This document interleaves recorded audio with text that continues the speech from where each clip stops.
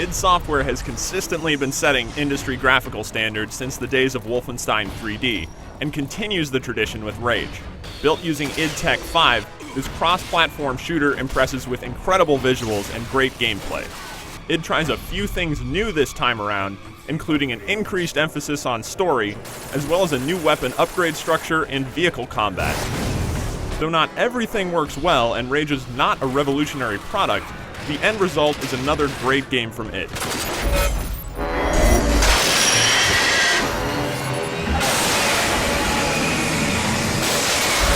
Again, Rage looks amazing. The post-apocalyptic setting may be frequently used in games, but you've never seen a wasteland that looks this good. There's detail packed into every inch of the world, from the dusty streets of Wellspring to the spectacle of Subway Town's spiny exterior. Animations and effects are equally good, and in some cases make the game a lot more enjoyable to play. Every time you hit an enemy with a bullet, you see a reaction. Because every bullet has an effect, every shot feels powerful.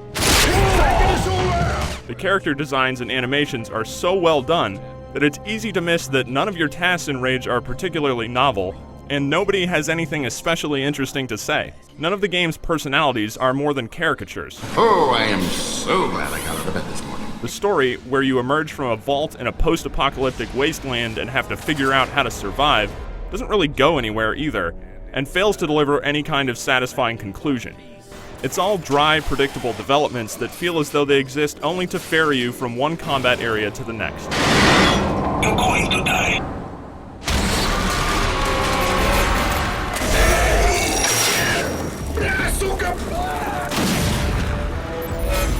Combat in Rage is a lot of fun. Every weapon feels powerful, the controls work really well, and you'll routinely be attacked by challenging foes, assuming you've bumped up the difficulty level. Encounter design is well done, mixing in special enemy types with the regular grunts. As the challenge increases, you need to use special ammunition types and craftable items to overcome obstacles, giving you a wide assortment of ways to fight. You can cobble together sentry turrets and robots, bladed wing sticks, turn your shotgun into a grenade launcher, and fire off mind control bolts, provided you have the proper materials and schematics.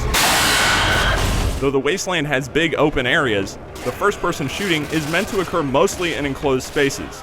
You'll need a vehicle to really get around the overworld, which leads to Rage's surprisingly fun car combat, where you'll fire off rockets at other vehicles and take jumps to snag bonuses, or participate in structured town races. The car combat contributes to Rage's overall goofy tone. At times it's an intense shooter experience, at others it feels like an old-school arcade game. This tone is especially true of the multiplayer and co-op modes.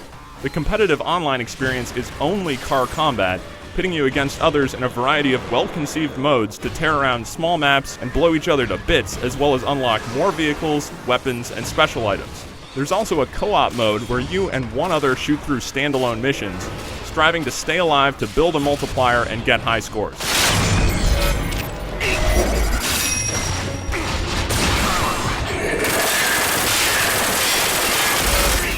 There's a lot of content in Rage, from the 10 to 12 hour main story mode to the mini-games, the side quests, to the co-op and car combat multiplayer. If the overall story and personalities of the Wasteland's inhabitants were developed half as well as the visuals, it may have been a more exciting journey. But despite that, it's easy to appreciate its accomplishment. Rage is no revolution, but it is a big, polished, and expertly crafted shooter. For more on Rage, head over to IGN.com.